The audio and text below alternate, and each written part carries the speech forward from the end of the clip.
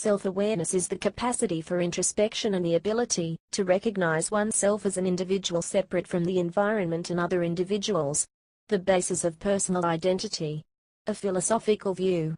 I think, therefore I exist, as a thing that thinks. And as I observed, that this truth I think, therefore I am, cogito ergo sum, was so certain, and of such evidence, I concluded that I might, without scruple, accept it as the first principle of the philosophy I was in search. And the statement I think, therefore I am.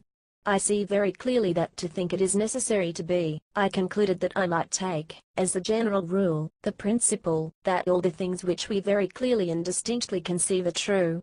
While reading Descartes, Locke began to relish the great ideas of philosophy and the scientific method. On one occasion, while in a meeting with friends, the question of the limits of human understanding arose. He spent almost 20 years of his life on the subject until the publication of an essay concerning human understanding, a great chapter in the history of philosophy. John Locke's chapter 27 on identity and diversity in an essay concerning human understanding, 1689, has been said to be one of the first modern conceptualizations of consciousness as the repeated self-identification of oneself, through which moral responsibility could be attributed to the subject and therefore punishment and guiltiness justified. As critics such as Nietzsche would point out, affirming the psychology of conscience is not the voice of God in man, it is the instinct of cruelty, expressed, for the first time, as one of the oldest and most indispensable element in the foundation of culture. John Locke does not use the terms self-awareness or self-consciousness though. According to Locke, personal identity, the self, depends on consciousness, not on substance nor on the soul. We are the same person to the extent that we are conscious of our past and future thoughts and actions in the same way as we are conscious of our present thoughts and actions. If consciousness is this thought which doubles all thoughts, then personal identity is only founded on the repeated act of consciousness. This may show us wherein personal identity consists, not in the identity of substance, but in the identity of consciousness. For example, one may claim to be a reincarnation of Plato, therefore having the same soul. However, one would be the same person as Plato, only if one had the same consciousness of Plato's thoughts and actions that he himself did. Therefore, self-identity is not based on the soul. One soul may have various personalities. Self-identity is not founded either on the body or the substance, argues Locke, as the substance may change, while the person remains the same. Animal identity is preserved in identity of life, and not of substance, as the body of the animal grows, and changes during its life. Take for example a prince's soul which enters the body of a cobbler. To all exterior eyes, the cobbler would remain a cobbler. But to the prince himself, the cobbler would be himself, as he would be conscious of the prince's thoughts and acts, and not of the cobbler's life. A prince's consciousness in a cobbler body, thus the cobbler is, in fact, a prince. But this interesting border case leads to this problematic thought that, since personal identity is based on consciousness, and that only oneself can be aware of his consciousness, exterior human judges may never know if they really are judging and punishing the same person, or simply the same body. In other words, Locke argues that you may be judged only for the acts of your body, as this is what is apparent to all but God. However, you are in truth only responsible for the acts for which you are conscious. This forms the basis of the insanity defense. One can't be held accountable for acts in which one was unconsciously irrational, mentally ill, and therefore leads to interesting philosophical questions. Personal identity consists, not in the identity of substance, but in the identity of consciousness, wherein if Socrates and the present mayor of Queenborough agree, they are the same person. If the same Socrates waking and sleeping do not partake of the same consciousness, Socrates waking and sleeping is not the same person. And to punish Socrates waking for what sleeping Socrates thought, and waking Socrates was never conscious of, would be no more right than to punish one twin for what his brother twin did, whereof he knew nothing, because their outsides were so like, that they could not be distinguished, for such twins have been seen. Or again, person, as I take it, is the name for this self. Wherever a man finds what he calls himself, there, I think, another may say, is the same person. It is a forensic term, appropriating actions and their merit, and so belong only to intelligent agents, capable of a law, and happiness, and misery. This personality extends itself beyond present existence to what is past, only by consciousness, whereby it becomes concerned and accountable, owns and imputes to itself past actions, just upon the same ground, and for the same reason as it does the present. All which is founded in a concern for happiness, the unavoidable concomitant of consciousness, but which is conscious of pleasure and pain, desiring that self, that is conscious, should be happy. And therefore whatever past actions it cannot reconcile, or appropriate to that present self by consciousness, it can be no more concerned in it than, if they had never been done, and to receive pleasure or pain, that is reward or punishment, on the account of any such action, is all one as to be made happy or miserable in its first being, without any demerit at all. For, supposing a man punished now for what he had done in another life, whereof he could be made to have no consciousness at all, what difference is there between that punishment, and being created miserable?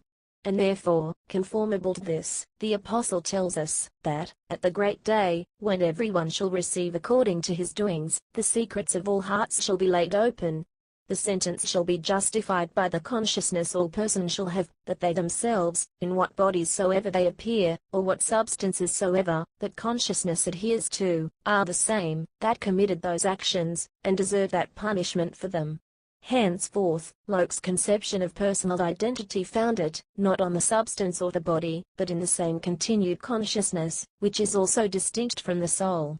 He creates a third term between the soul and the body, and Locke's thought may certainly be meditated by those who, following a scientist ideology, would identify too quickly the brain to consciousness.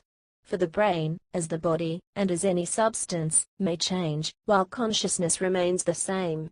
Therefore personal identity is not in the brain, but in consciousness. However, Locke's theory also reveals his debt to theology, and to apocalyptic great day, which by advance excuse any failings of human justice, and therefore humanity's miserable state. A modern scientific view. Self-awareness theory.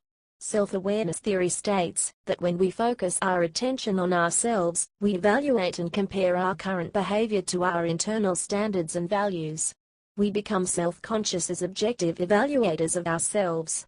However, self-awareness is not to be confused with self-consciousness. Various emotional states are intensified by self-awareness. However, some people may seek to increase their self-awareness through these outlets. People are more likely to align their behavior with their standards when made self-aware. People will be negatively affected if they don't live up to their personal standards. Various environmental cues and situations induce awareness of the self, such as mirrors, an audience, or being videotaped or recorded. These cues also increase accuracy of personal memory. In Demetrius' theory, one of the Neo-Piagetian theories of cognitive development, self-awareness develops systematically from birth through the lifespan, and it is a major factor for the development of general inferential processes. Moreover, a series of recent studies showed that self-awareness about cognitive processes participates in general intelligence on a par with processing efficiency functions, such as working memory, processing speed, and reasoning. In theater also concerns itself with other awareness besides self-awareness. There is a possible correlation between the experience of the theater audience and individual self-awareness. As actors and audiences must not break the fourth wall, in order to maintain context, so individuals must not be aware of the artificial, or the constructed perception of his or her reality. This suggests that both self-awareness and the social constructs applied to others are artificial continuums, just as theater is.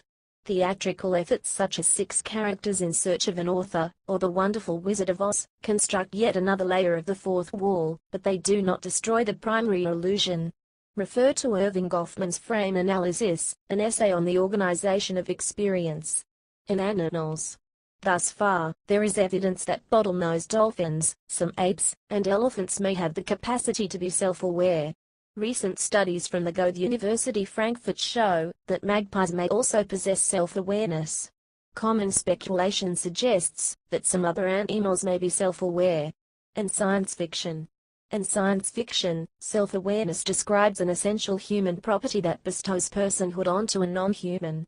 If a computer, alien or other object is described as self-aware, the reader may assume that it will be treated as a completely human character, with similar rights, capabilities and desires to a normal human being. The words sentience, sapience and consciousness are used in similar ways in science fiction. In psychology, the concept of self-awareness is used in different ways. As a form of intelligence, self-awareness can be an understanding of one's own knowledge, attitudes, and opinions. Alfred Binet's first attempts to create an intelligence test included items for autocritique, a critical understanding of oneself.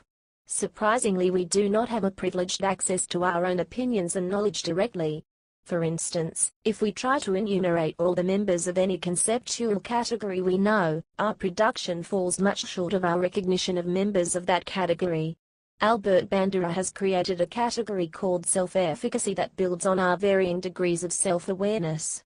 Our general inaccuracy about our own abilities, knowledge, and opinions has created many popular phenomena for research, such as the better-than-average effect. For instance, 90% of drivers may believe that they are better than average. Swenson, 1981. Their inaccuracy comes from the absence of a clear definable measure of driving ability and their own limited self-awareness, and this of course underlines the importance of objective standards to inform our subjective self-awareness. In all domains, inaccuracy in our opinion seems particularly disturbing, for what is more personal than opinions? Yet, inconsistency in our opinion is as strong as in our knowledge of facts.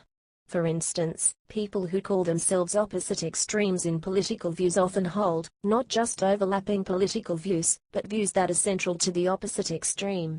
Reconciling such differences proves difficult, and gave rise to Leon Festinger's theory of cognitive dissonance.